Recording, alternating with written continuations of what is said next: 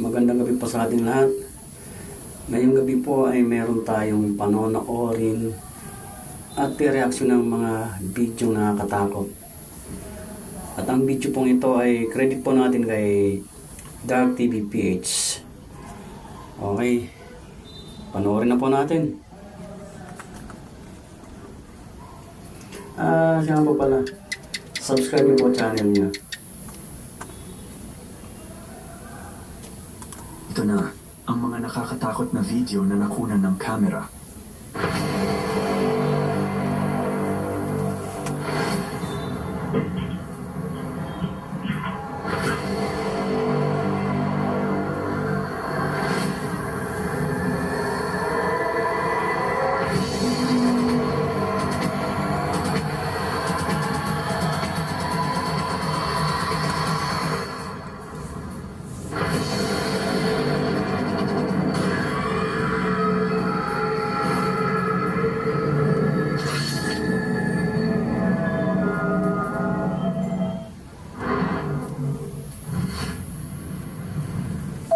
Sa unang video na ito, makikita ang isang batang lalaki na kasalukuyang naglalaro sa kanyang cellphone habang sinasamahan ang kanyang lola sa loob ng kwarto.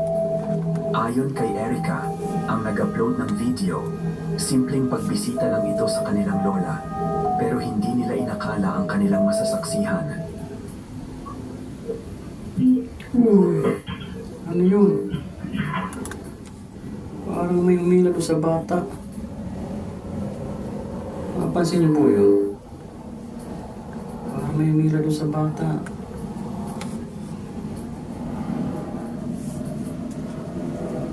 Balik mo natin ng konti.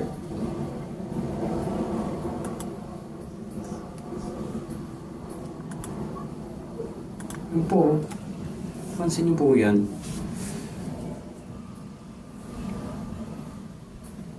Parang may umila nga po doon sa bata. Wala namang pong tao. Dadalaw lang po sila dyan, sa kwarto na yan.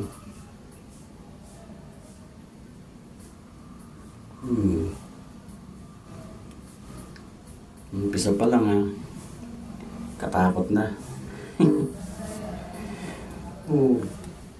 Tuloy po natin. Yun, no?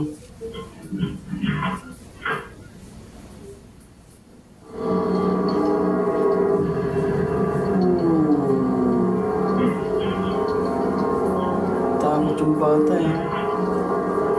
Di na pumalik Habang naglalaro ang bata, bigla na lamang siyang hinila ng isang hindi nakikitang puwersa. Sa takot, mabilis siyang tumayo, binuksan ang pinto, at agad na tumakbo palabas ng kwarto.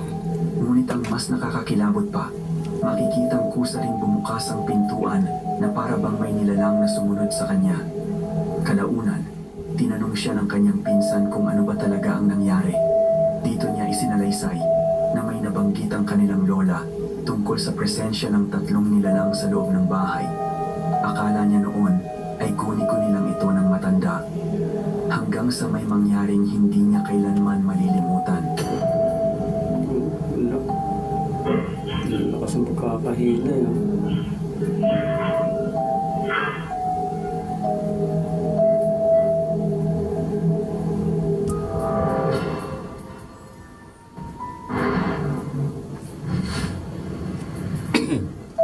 Habang naglalakad ang isang tao sa tabi ng isang matagal ng abandonadong gusali, napansin niya ang isang bagay na tila kakaiba.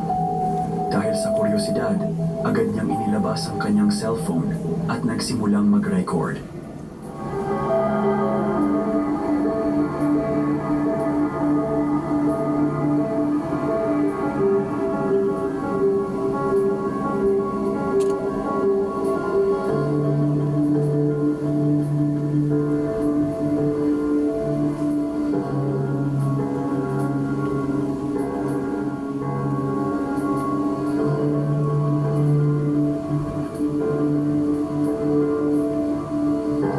Patay hindi yung mga ilaw. Biblink.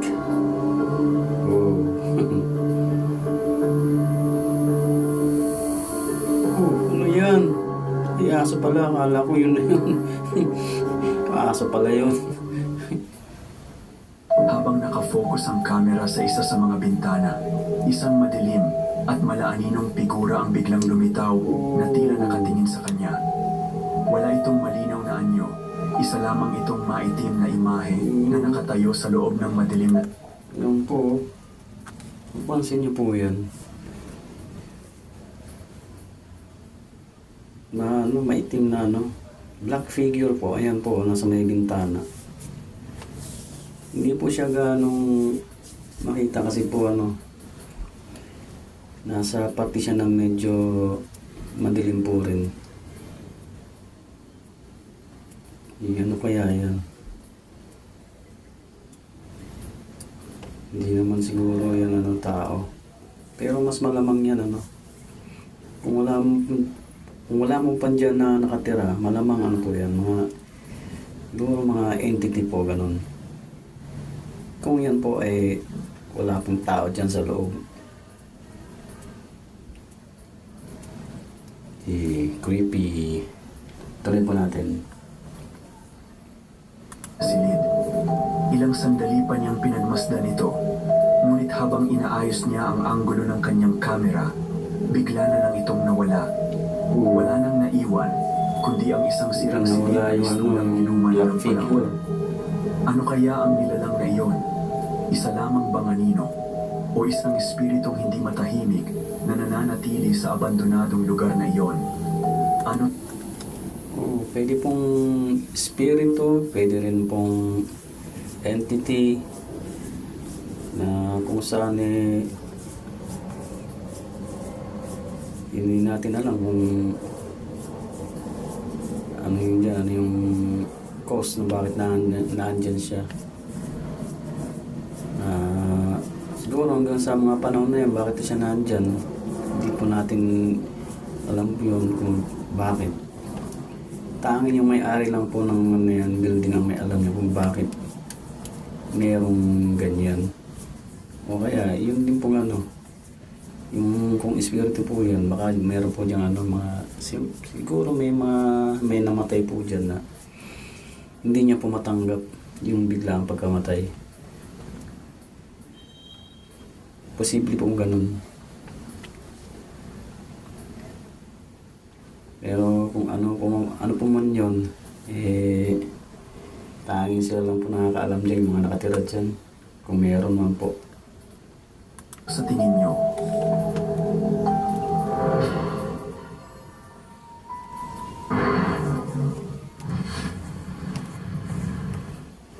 Isang gabi, habang tahimik na nagpapahinga ang isang lalaki, nagsimula siyang makarinig ng sunod-sunod na katok sa kanyang pinto.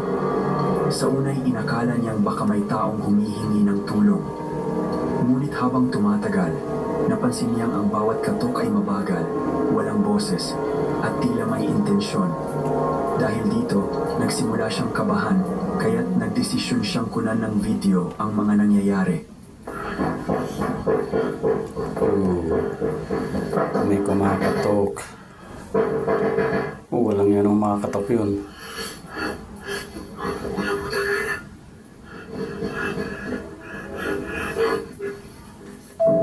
Maingat siyang lumapit sa pinto habang hawak ang kanyang cellphone.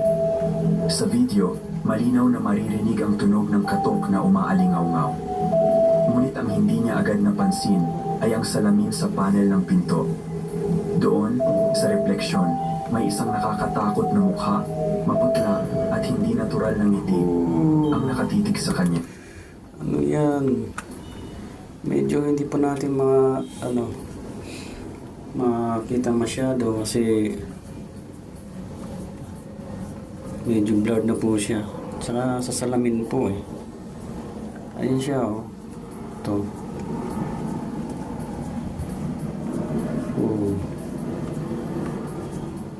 Ano kaya yan? Tuloy po natin para malaman natin kung bakit kumakatok. Kung siya pa yung kumakatok. Isang segundo lang itong lumitaw, ngunit sapat para magdulot ng kilabot. Hindi niya binuksan ang pinto. Hindi niya rin alam kung ano ang nakita niya. Isa lang ba yung ilusyon ng salamin? O may isang nilalang na tunay na nagnanais Hindi siya makapasok? ganong makita eh. Ano sa tingin nyo? Ayan o. Ayaw mo nang maitim.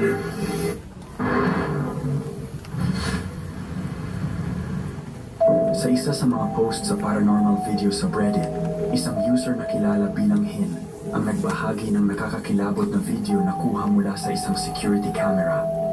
Ayon kay Hin, ang kanyang ama ay dating nagtatrabaho bilang night shift security guard sa isang gusali at paminsan-minsan ay nagpapadala ito ng mga kakaibang video sa kanya mula sa trabaho. Isa sa mga video ang labis na bumabagabag sa kanya, kaya ibinahagi niya ito online upang marinig ang opinyon ng iba. Panoorin nating mabuti. Ayan. Yung kulay usok na yun, parang usok. Ano ba yan?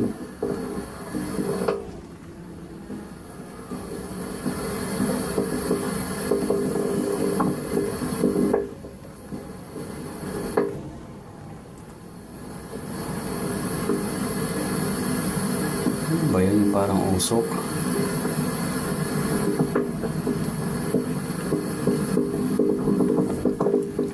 Wait pa natin, hindi pa niya piniplay eh.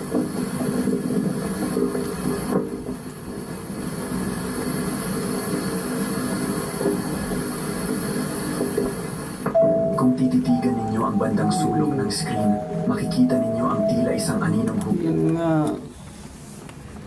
Para siyang ano, babae na ano, naka ano, yung damit pang kasal. May talakpong eh, oh. Ano siya, oh. Parang usok na lang eh.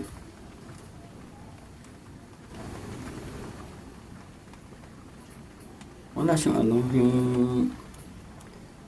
yung physical na ano katawan. Ano lang siya, yung pwede natin sabihin na silhouette na lang siya. O mas madali sabihin ano na lang, parang usok siya. Oh, shit. Ano ba yan? Katakot naman yan. Tapos yan ang makikita mo pagbukas mo ng pintuan mo. Kahit yung sa gwardiya, makikita mo yan sa CCTV, sa video. Kakabahan ka rin eh. Lalo na kung yung time lang na yun nakita mo yung video na yan, yung ano yan, yung babae, ano yan, yung figure na yan.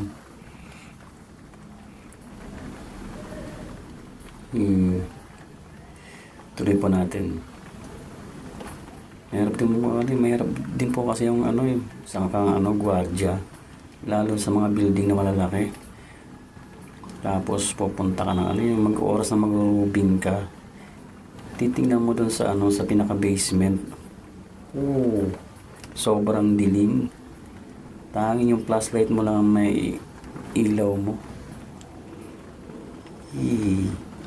Katakot. Tuloy po natin. tao na nakatayo lamang at halos hindi kumikilos. Hindi ito naglalakad. Hindi rin ito biglang nawawala. Basta't nandun lang ito, nagmamasid. Sabi ng uploader, sa tagal na niyang napanood ang video, naniniwala siyang babae ang anyo ng nilalang, babae nga bagamat yan. hindi rin siya sigurado. Ang mas nakakatindig balahibo ay ang gumagalaw kaunting eh, oh. paggalaw nito. Tila Gumagalaw babahagi kahit ang paano. parang humihinga. May mga nagsasabing, baka insekto lang ito sa lens ng camera. Pwede. Pero kung mapapansin ninyo, stable ang buong kuha at ang kakaibang pagkilos ng anino ay hindi tugma sa galaw ng isang insekto sa camera. Posible Isang rin. tip lang ba ito ng ilaw?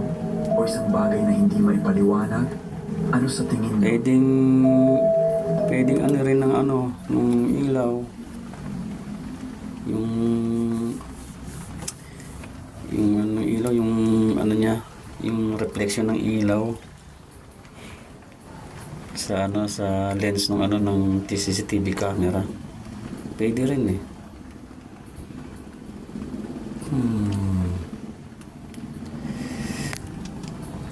Okay, tuloy po natin.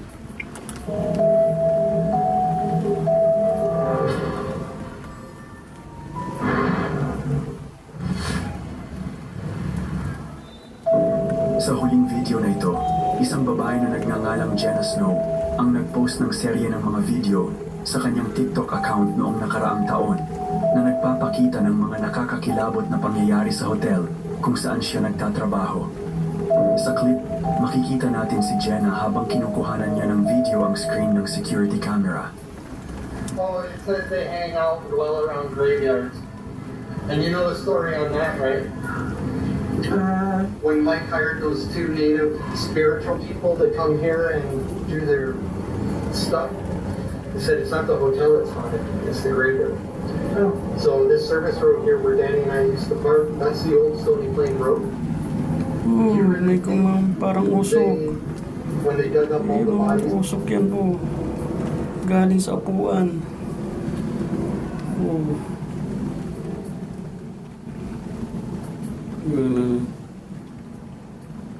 Wala namang usok dyan eh. Bakit nagkaroon ng usok?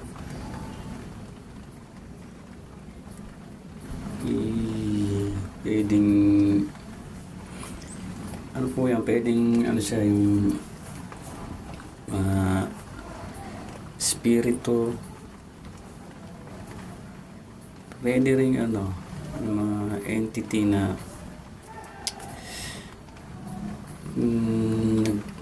manifest dyan sa ano sa harap ng camera. Oh. Creepy. Tuloy po natin paano panoorin pa natin po kung anong gagawin pa niyan usok na yan at kung ano yung masasabi ng mga uploader niyan yung mismo nakakita. here, that was a good one. Moved them over to the graveyard. Nawala They dug up the bodies and what? nawala po yung Before usok. this one, Sa footage na ito, makikita ang tila isang multong anino na biglang lumitaw sa loob ng hotel.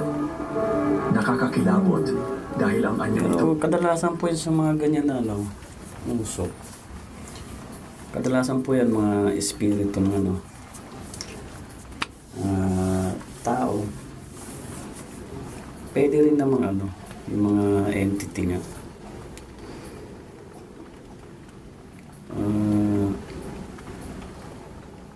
Siguro dahil nga po isang hotel yan, may history siguro yan na may mga na disgrasya dyan at na ano siya yung binawian ng buhay dyan. Hindi pa niya lubos matanggap.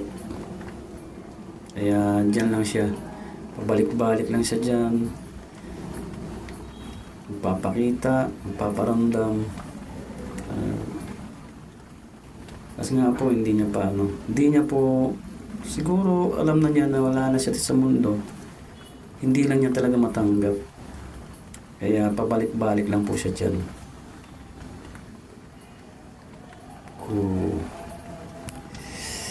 Tuloy mo natin. o ay translucent o parang usok, pero may hugis na tila isang tao. Mas lalo pang lumala ang takot nang magbigay ng sarili niyang paliwanag ang boss ni Jenna na imbes na makatulong ay lalo lang nagpataas ng tensyon. Aniya, maaring may koneksyon ang nilalang sa kasaysayan ng hotel. Pwede nga, kagaya ng sabi ko kanina. Dahil hindi rin binanggit kung anong hotel ito. May mga netizen na nagsabing posibleng ito'y isang kaluluwang hindi matahimik. Baka dahil sa posible. isang trahedya na nangyari noon sa lugar. Samantalang may ilan naman na naniniwalang maaaring glitch lang ito sa camera. Pwede rin. Lahat posible. Okay po. Maraming salamat po sa mga nanonood. At yung mga hindi pa po nakakapanood, panoorin niyo po. Paki-subscribe na rin po yung channel ko at paki-likes na rin po. Nang sa gayon po madagdagan po yung mga subscribe na po. Maraming salamat po ulit sa inyo. Malaking tulong na po yan sa akin. Gaya pa mga content creator. Malaking bagay na po yan. Lalo nga po nag-umpisa pa lang po ako. Muli, maraming salamat po sa inyo.